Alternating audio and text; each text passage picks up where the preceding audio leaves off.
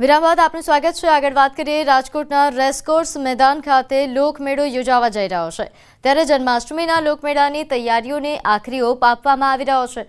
નોંધનીય છે કે યાંત્રિક રાઇડ્સ ધારકોએ ફિટિંગ શરૂ કરી દીધું છે। યાંત્રિક રાઇડ સંચાલકોને પોલીસ કમિશનર કચેરીથી રાઇડનું પરફોર્મન્સ લાયસન્સ લેવા કલેક્ટરે સૂચના આપી છે। મેદાન માટે હજુ હરાજીની પ્રક્રિયા પણ ચાલુ છે। લોકમેળાના આકર્ષણમાં વધારો કરવા વેસ્ટર્ન ક્લાસિકલ તેમજ ફોક ડાન્સ સહિતના કાર્યક્રમો રાખવામાં આવ્યા છે। મેળામાં વિવિધ કલાકારો પોતાની કલા રજૂ કરશે।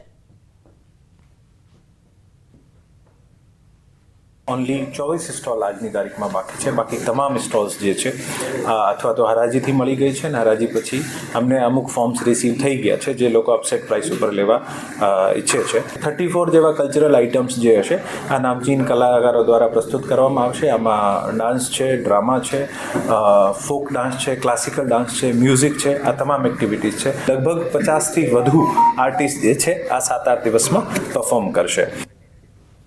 કલેક્ટરે જણાવ્યું છે કે લોકમેળામાં કોઈ અનિચ્છનીય બનાવ ન બને તે માટે 5 મોટા વોચ ટાવર પણ ઊભા કરવામાં આવશે।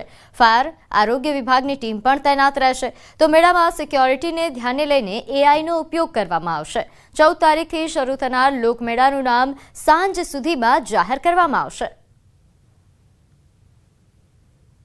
ડ્રોન અને એઆઈ મારફત ક્રાઉડ કંટ્રોલનો જે છે આ એક્ટિવિટી હાથ ધરવામાં આવી છે। જે પોલીસના વોચ ટાવર્સ છે આમાં 5 મુખ્ય જ્યાં સૌથી વધારે ક્રાઉડ હોય છે આવા સ્થળો પર ક્વિક રેસ્પોન્સ ટીમ રાખવામાં આવશે। આ ક્વિક રેસ્પોન્સ ટીમમાં એસડીઆરએફ અથવા એનડીઆરએફ, હેલ્થના માણસો, ફાયરના માણસો અને પોલીસના જવાનો હશે।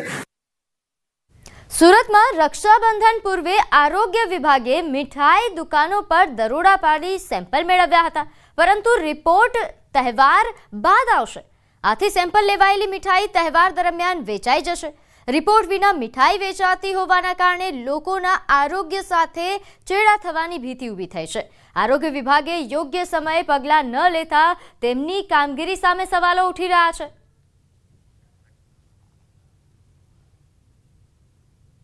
આગામી દિવસમાં રક્ષાબંધન આવી રહી છે અને રક્ષાબંધન બાદ જન્માષ્ટમીને લઈને મીઠાઈની માંગ વધતી હોય છે અને આ મીઠાઈમાં વેપારીઓ દ્વારા ભેળસેળ કરવામાં આવતી હોય છે। આવી ફરિયાદને લઈ સુરત મહાનગરનું આરોગ્ય વિભાગ એક્ટિવ થયું છે અને મીઠાઈના સેમ્પલ લીધા છે। આપણી સાથે અધિકારી છે, આપણે પહેલાં એમની સાથે વાત કરીએ। સાહેબ, શાના માટે સેમ્પલ લેવામાં આવે છે અને કેટલા દિવસમાંનું રિઝલ્ટ? આરોગ્ય અધિકારી સાહેબના સીધા માર્ગદર્શનની સૂચના પ્રમાણે આગામી દિવસોમાં તહેવારો, રક્ષાબંધન, જન્માષ્ટમી જેવા તહેવારો આવતા હોય જાહેર જનતા દ્વારા મીઠાઈનો મોટા પ્રમાણમાં ઉપયોગ કરવામાં આવે છે। તેથી આ મીઠાઈની ગુણવત્તાની ચકાસણી કરવી અત્યંત આવશ્યક છે। તેથી આજરોજ સુરત મહાનગરપાલિકા વિસ્તારમાં મીઠાઈનું ઉત્પાદન અને વેચાણ કરતી સંસ્થાઓની તપાસણી કરી અને તેઓને ત્યાંથી નમૂના લેવાની કામગીરી ચાલુ છે। કેટલા દિવસમાં નમૂનાનો રિપોર્ટ આવશે? નમૂનાનો રિપોર્ટ 3 થી 4 દિવસમાં આવી જશે। સાહેબ, 2 દિવસમાં રક્ષાબંધન છે, સેમ્પલ લેવા આજે આવો છો, રિપોર્ટ 4 દિવસ પછી આવશે તો આરોગ્ય સાથે ચેડા નથી? 4 દિવસ નહીં, 2 દિવસમાં આવી જશે। 2 દિવસમાં આવી જશે। ચલો 2 દિવસમાં આવી જશે, માનીશું। શંકાસ્પદ જથ્થો જે અમને લાગે છે ને તેનો અમે નાશ સ્થળ પર જ કરાવી દઈએ છીએ। આરોગ્ય વિભાગે વહેલા જાગવાની જરૂર નથી? બહુ વહેલા જાગીને બરાબર છે, આ ટાઈમ બરાબર છે, ટાઈમ બરાબર છે। ચલો દુકાનના માલિક સાથે વાત કરીએ, શું કેવું છે? સેમ્પલ લીધા મીઠાઈ સાઈડ પર મૂકી દેવામાં આવશે કે વેચવામાં આવશે? વેચવામાં આવશે। વેચવામાં આવશે એટલે દુકાન પર રનિંગ તો વેચવી જ પડશે ને। તો રિપોર્ટ આવ્યા વગર તમે વેચશો અને એમાં ભેળસેળ નીકળી તો? એવું તો બને નહીં થાય। બિલકુલ દુકાનદારની વાત સાંભળી, આરોગ્ય વિભાગ વહેલું જાગ્યું છે, સેમ્પલ લીધા છે, 2 દિવસમાં રિપોર્ટ આવશે, પણ સેમ્પલ લીધા પછી મીઠાઈનું વેચાણ ચાલુ છે અને આ મીઠાઈ ખાઈને લોકોનું શ્વાસ બગડે। ચોક્કસપણે કહી શકાય કે મીઠાઈ વેચવાવાળા લોકોના આરોગ્ય સાથે ચેડા નથી કરતા, આરોગ્ય વિભાગ જ આરોગ્યના લોકોના આરોગ્ય સાથે ચેડા કરતા છે। કારણ કે બે જવાબદારી સાથે સેમ્પલ લેવામાં આવે છે અને રિપોર્ટ આવે પહેલાં તો મીઠાઈનું વેચાણ સાથે લોકો આરોગી જતા હોય, એટલે કે જવાબદારી નક્કી કરવી ખૂબ જ મુશ્કેલ છે અને આરોગ્ય વિભાગની બેદરકારી આજે ચોક્કસપણે સામે આવી રહી છે। કેમેરામેન જીગર ગુગલ સાથે કીર્તેશ પટેલ, ન્યૂઝ 18 ગુજરાતી, સુરત। પાટણમાં રાધનપુરમાં ફૂડ એન્ડ ડ્રગ્સ વિભાગના દરોડા। સુખડિયા સ્વીટ એન્ડ નમકીન તેમજ ગુજરાત ડેરીમાં તપાસ હાથ ધરાઈ। ગુજરાત ડેરીમાં દૂધમાં દૂધછાશના નમૂના લેવામાં આવ્યા। સુખડિયા સ્વીટ એન્ડ નમકીનમાં મોહનથાળ અને મેંગો બરફીના લેવાયા નમૂના। તપાસ દરમિયાન 100 જેટલા નમકીનના પેકેટ FSSAIના માપદંડ અનુરૂપ હોવાથી સ્થળ પર જ નષ્ટ કરાયા। ફૂડ વિભાગે તમામ નમૂનાઓ પૃથ્થકરણ માટે લેબોરેટરીમાં મોકલ્યા છે। નમૂના આવ્યા બાદ આગળની કાર્યવાહી હાથ ધરાશે।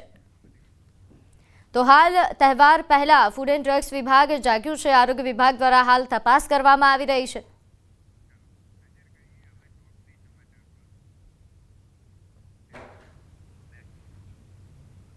હવે નજર કરીશું ટોપ 3 હેડલાઇન્સ પર.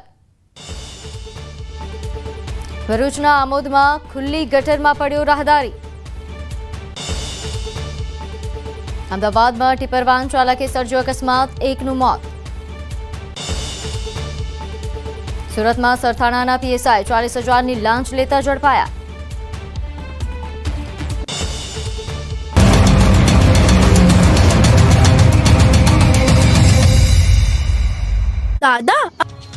ગુજરાતમાં 7 દિવસ સુધી હળવાથી મધ્યમ ઝાપટા પડવાની આગાહી હવામાન વિભાગે કરી છે. ત્યારે જૂનાગઢ શહેરમાં જોરદાર ઝાપટું વરસ્યું હતું.